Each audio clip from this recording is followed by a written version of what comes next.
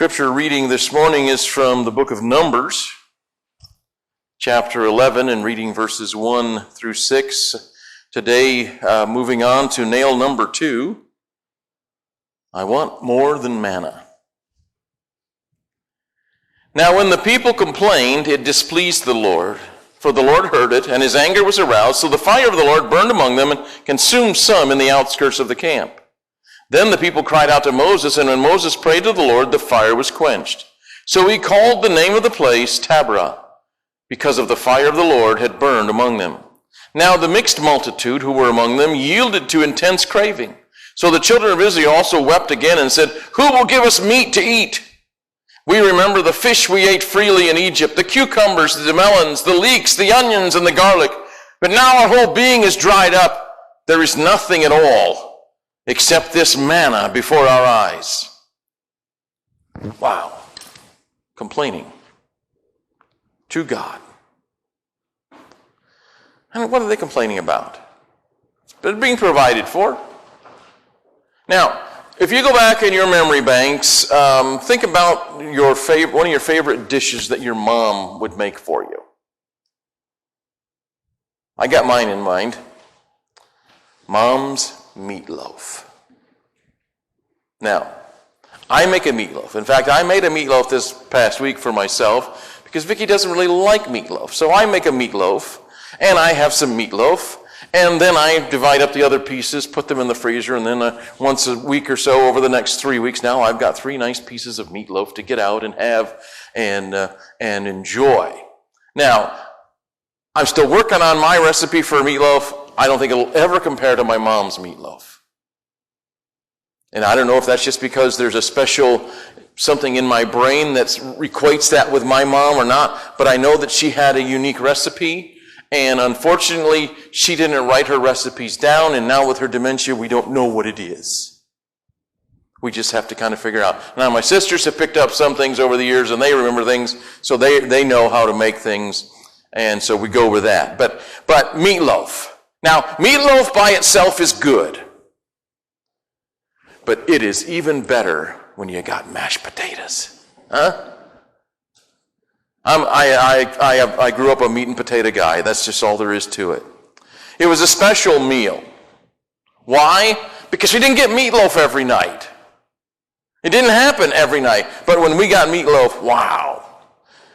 But I don't know that I would want to eat meatloaf for breakfast, lunch, and supper. Now, I've had it for lunch, I've had it for supper, I've never tried it for breakfast. It just doesn't sound like it would go. The leftover for breakfast is cold pizza. I learned that from my mom, too.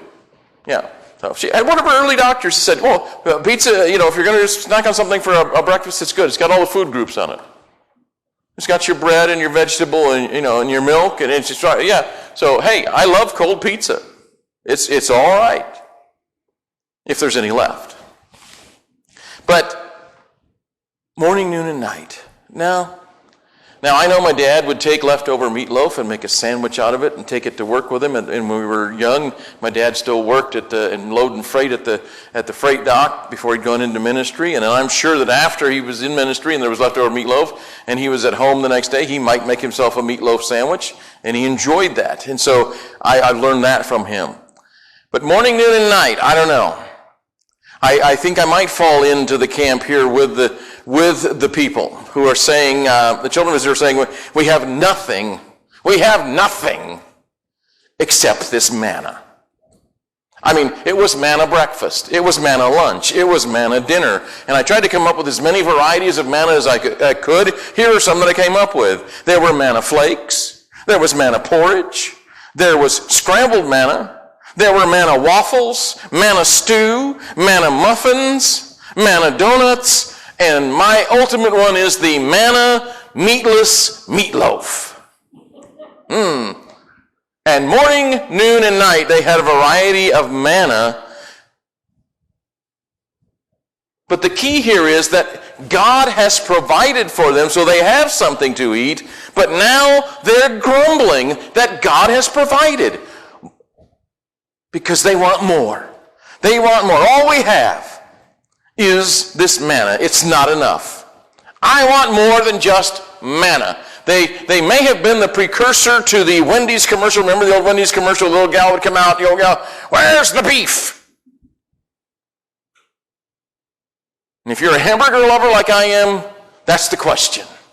Where's the beef? They show these Dave's singles now on a commercial, and I look at that and I say, I have never seen my hamburger that hanging over the bun when I've been to Wendy's in my life. I want to know how many ounces of meat are in that thing. They've staged it well. They were complaining. And it says that in verse 4, the mixed multitude, the New Living Translation translates them as the foreign rabble, because there were some Egyptians who had come along and tagged along with them. They were beginning to lead the people, and then the people were with them, and with them, they were beginning to crave all of the things they had back in the land of their slavery. All that wonderful stuff. And I mean, it's not bad stuff they were talking about. That the fish. I can take fish once in a while. The cucumbers, the melons, the leeks, the onions, the garlic. Not too much garlic for me, though, please. Thank you. But all of the things and all of the delicacies and all of the stuff that they had back then, they're complaining about because God has provided only this manna. And their craving angered God. But their craving is not the first craving. We looked a little bit at this last week when we looked at Eve. Because Eve was in that garden, remember, and she had everything except the one fruit. The one fruit. Everything. It was pleasing to her eyes. And she forgot. She forgot that God had provided everything she needed. Every other tree in the garden was hers to take and eat from freely. But she said, no, I'm looking at this most beautiful fruit. And I just know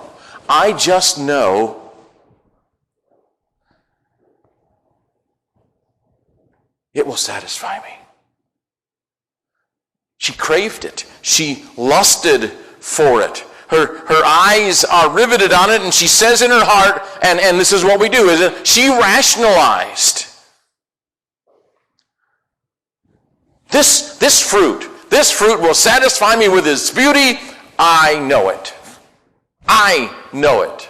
Doesn't matter that God said, no, don't eat it, but she says, I know better than God now, and I'm going to take, and I am going to eat. She saw only what her eyes were fixed on, what her heart was set on, what her taste buds were salivating for, even though she hadn't tasted it yet. And I wonder if it tasted sour after she realized that she had just done what she wasn't supposed to do. But she said, I gotta have it. I've got to. And she reached out and she took. And we know she took and she ate. And then she turned to Adam and gave, and he ate. Everything she had except the one. And she set the precedent for all of her descendants, all of us.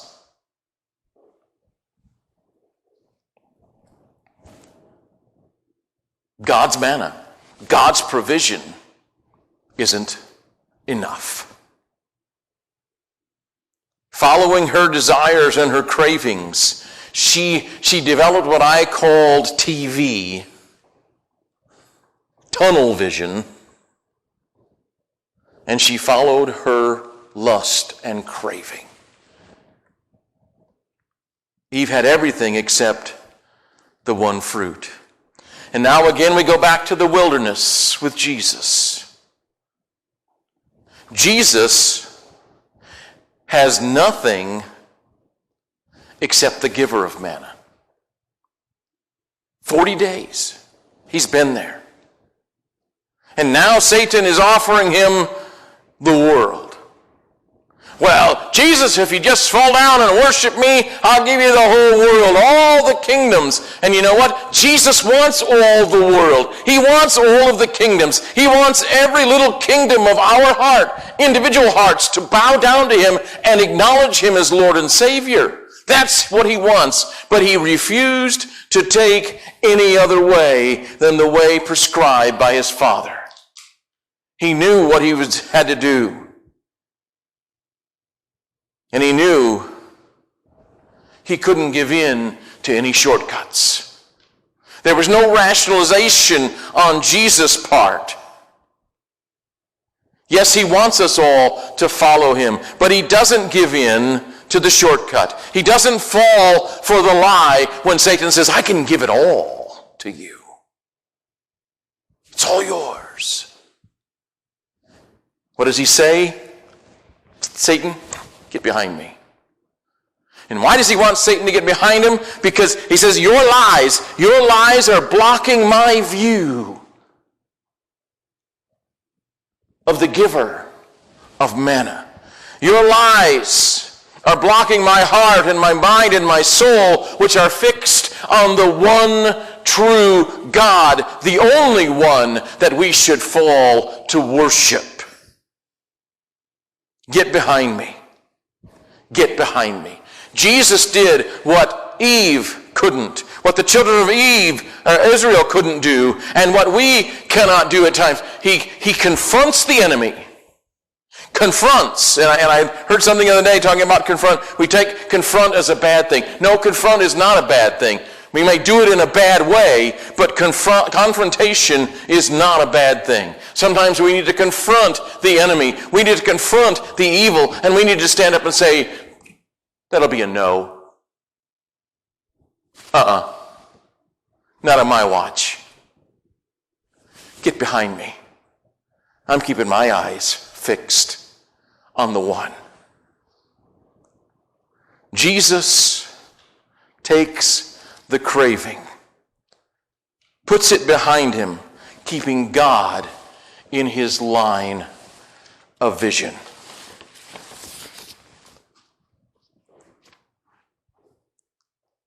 Like the children of Israel, we have within us a foreign rabble, a sinful part that we can try to ignore. Sometimes that sinful part will try to get us to listen to the lies, ignoring what God has provided. We turn our eyes into TV eyes. Or basketball eyes this week, right, Jeff? But those games that started at 10, I didn't see a minute of the Indiana game the other night, folks. I went to bed. I'm sorry. That's past my bedtime.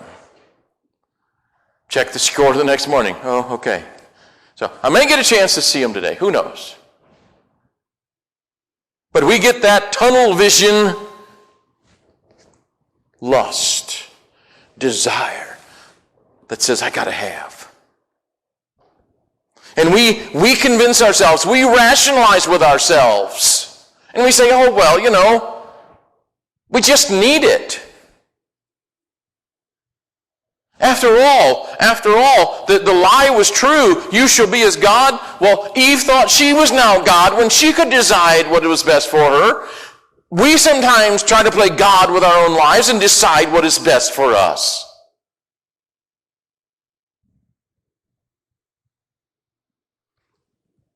But what happened? What happened? And if you read further in this chapter, it reminds you of what happens when you turn that craving loose. It says that later God struck them with a plague, and they named the place Kibroth Hattaavah, the graves of craving. Now, my illustration for this point is our little dog that we had when we lived at Lancaster, out on the banks of the Salamone River. We were there for 5 years. We had royalty with us. We had Prince in the house and Duke tied up out at the back corner.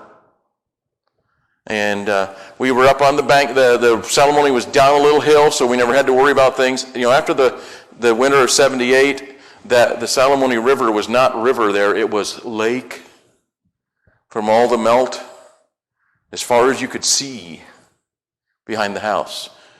Normal times, canoers in the summertime would come that section of the Salamone. They would have to carry their canoes until they got back to deeper water because it wasn't very deep in most of the places. That's how shallow it would get. But not after the winter of 78. Well, Prince was an inside dog. But one day he got himself loose and out, and we couldn't find him, and we went looking for him, and I went looking for him, and he's across the river. Now, we still don't know what he was chasing. Probably a little gal over there that he was after. Don't know. But I called for him, and I heard him bark, and I went down to my side of the river, and he's on his side of the river, and I said, well, come on. And he looks at me like, and I was like, but how'd you get over there? Now, and I'm a non-swimmer, so I'm not going in the water for him. And so I have an option. I can wait for him to come back, and maybe hopefully he will. So then I said, well, okay, I'll do this. I walked along the bank of the river all the way down to 124. There's a bridge. Kept calling him, would see him every once in a while, got to the bridge, went over the other side of the bridge, called for him, nothing. Walked all the way back down, I think about a mile, down the riverbank to where I saw him across from the house. Never saw him. Never heard him. Walked all the way back home. Trudged all the way home, actually, because by that time I'm a little tired, even though I was just a young man. Got home, he wasn't there. Later that night, he shows up. I'm assuming he swam his way back across the river. All right, he's home. Next day, let him out. He's gone again. Got home from school. Walking down the little street there to get down to the parsonage behind the church, and one of the guys, probably one of the town loafers, one of the neighbors said, we think your dog's laying up on the highway there down by 124. And I said, okay. So I knew what had to be done. So I walked home, got the shovel, got the keys from Mom, and borrowed the I think it was the station wagon at that time, and was just heading out, and my dad's coming home, and he stopped, and I talked to him, and he says, where are you going? I said, well, they told me that Prince is laying in the road down there by 124. He looked at me and said, already got it taken care of, son. Hallelujah. It would be another 18, 19 years before I had to bury my first dog. And my dad was there with me. So, yeah.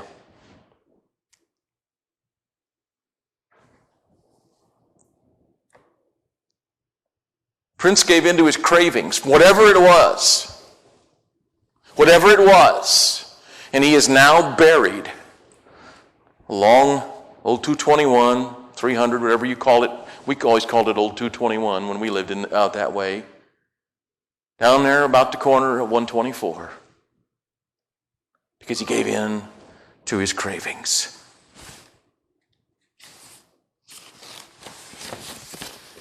If we give in to the cravings, if we give in to that foreign rabble part of us and will not surrender it, we will find ourselves literally being buried at our Kibroth Hatava. It says they literally craved and they literally gagged on it and they died at Kibroth Hatava. We can have a grave of craving ourselves, or what? Or we can surrender it. We can give it to Jesus, who with that nail already put it to death, already paid the price for it. We can crucify it with Christ. Galatians 5:24 says, and those who are Christ's have crucified the flesh with its passion and desire. Is there a foreign rabble running loose in your heart, in your life? Is there a passion, a desire, a lust in your heart that needs to be crucified? Don't gag on it. Surrender it to Jesus, remembering that he has already nailed it to his cross. We may want more, but are we going to compromise and say, oh, well, I know what's best? Or are we going to surrender and say, Lord, you know what is best. He knows your heart. He knows and sees you today. Don't gag on it. Give it to him. Let him have it. Let him free you and provide for you the freedom, the salvation, the forgiveness, the mercy, the grace that can only be found in him. Amen.